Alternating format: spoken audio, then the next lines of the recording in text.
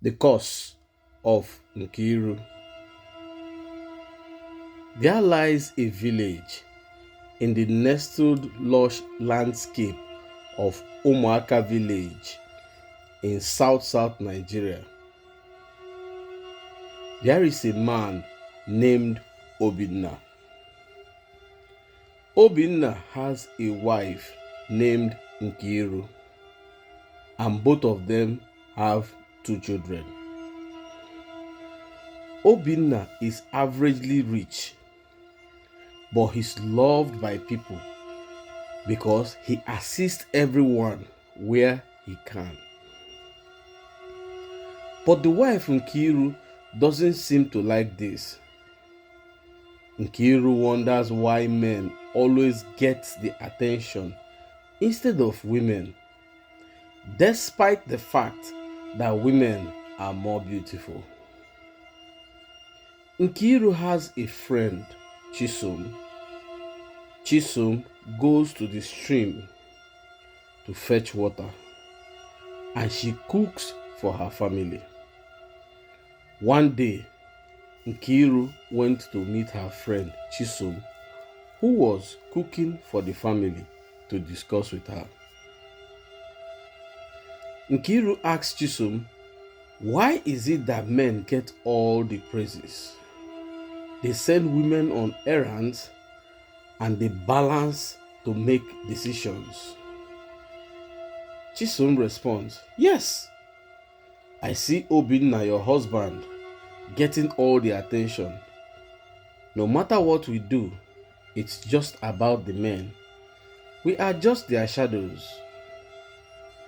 Nkeiru responds to Chisom, but what do you think they always find a way to have their ways?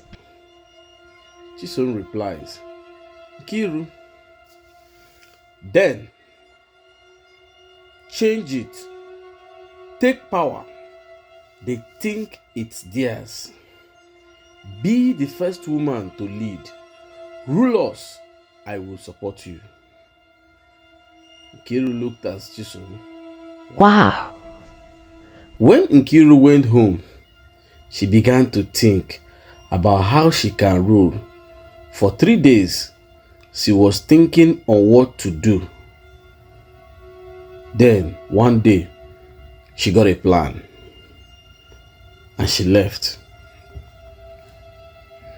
She went to meet her husband's friend, Ikenga. She pleaded with Ikenga that her father is critically sick and can only be healed by a great seer. She needed the seer's address. Ikenga told her that Obinna, her husband, is a young man, but a very good man, and because of that, he would give her the seer's address. Nkeiru thanked Ikenga and left.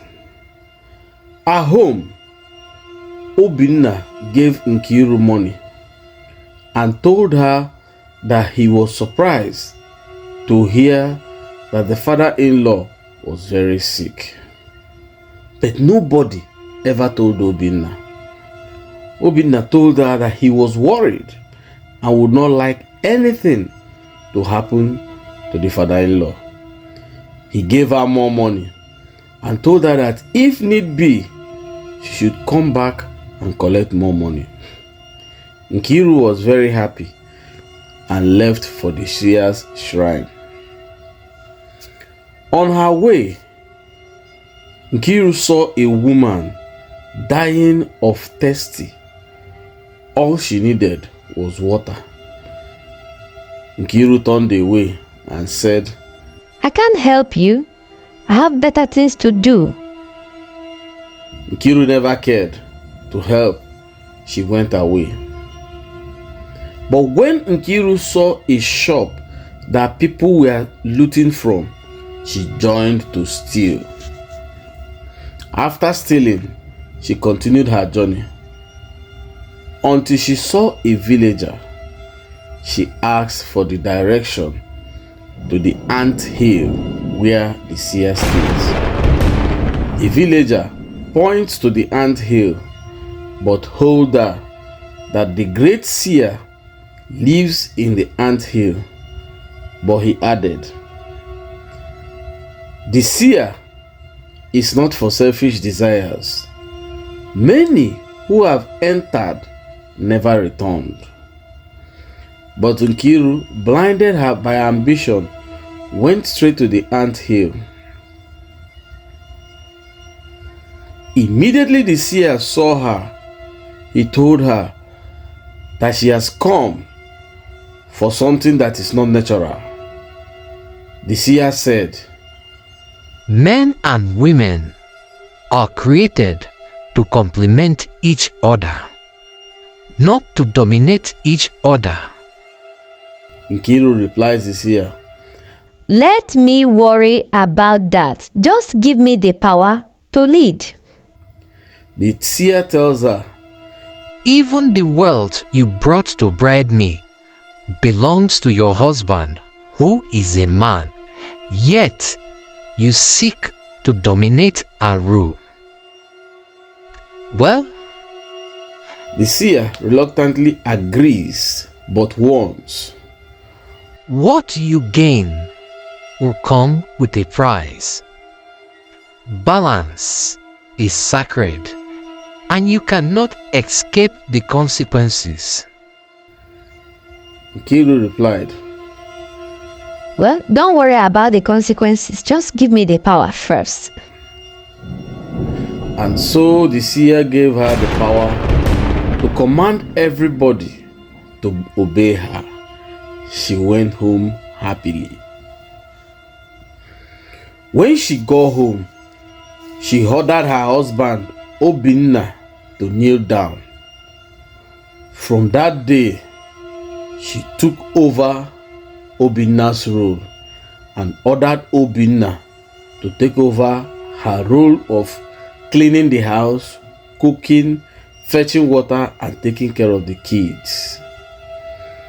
Obinna was very surprised.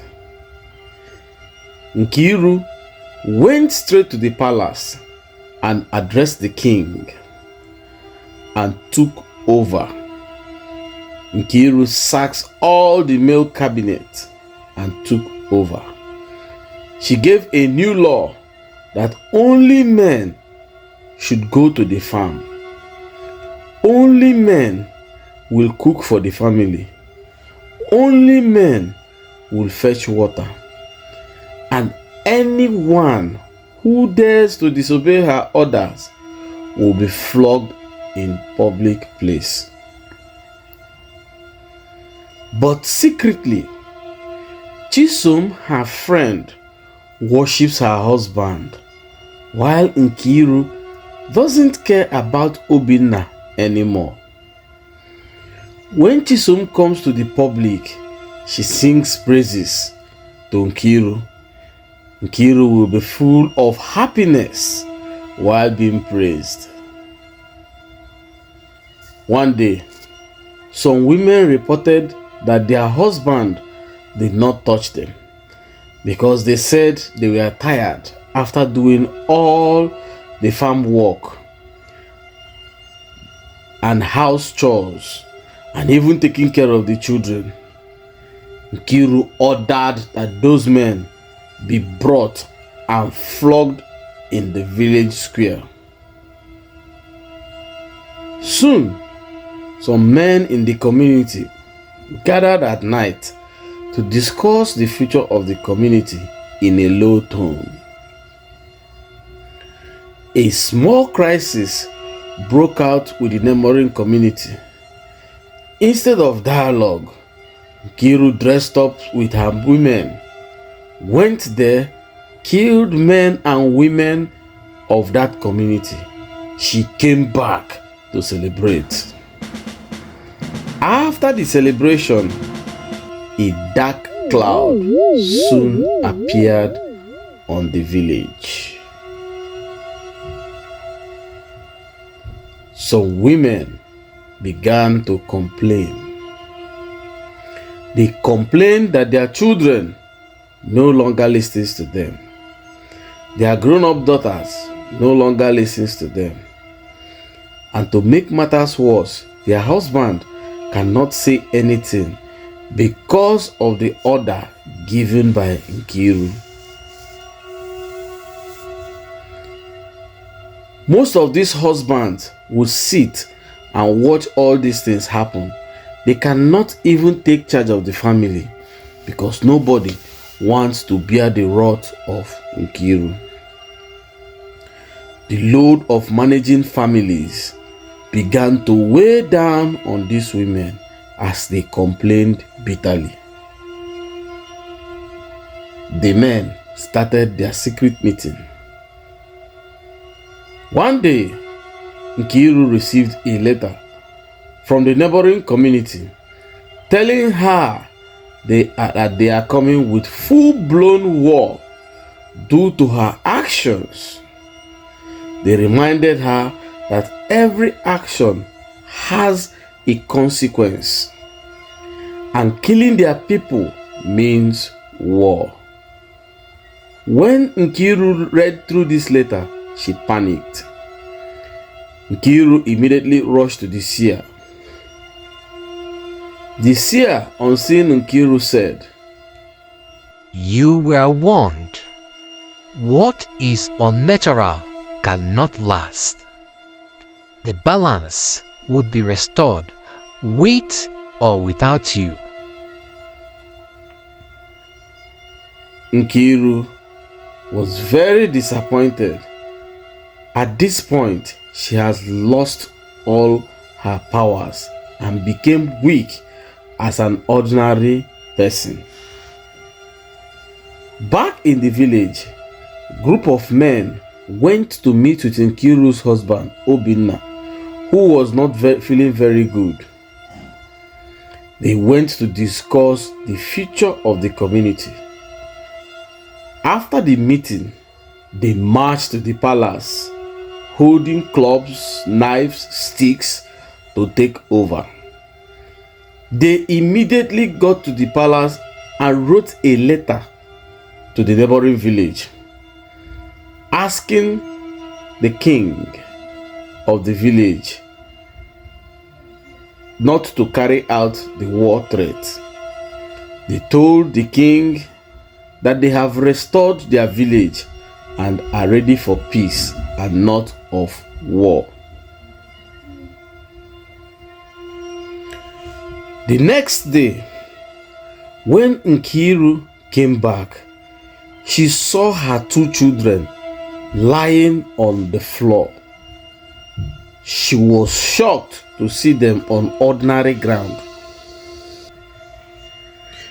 Nkeiru was shocked seeing the children on ordinary ground. So immediately, Nkeiru quickly ran to see her friend Chisom. On getting to Chisom's house, Nkeiru was shocked to see Chisom playing love with the husband. She wondered that after all her commands, that her friend had betrayed her at the back, playing with the husband while she lost everything. Immediately, she went back home and knelt down to beg Obinna for forgiveness. The next day, Nkeiru went to the palace to beg for forgiveness. After begging the king for forgiveness, she went to the village square and knelt down in front of everyone, in front of all the villagers, and begged for forgiveness. Nkeiru said to the villagers, I sought to change what I did not understand. I let pride blind me, and it cost us dearly. Let this be a lesson. Greed and selfishness destroys. Please, I am sorry, my people, forgive me. Some women immediately forgave her, but many were not happy because sorrows have been brought down by this her singular action.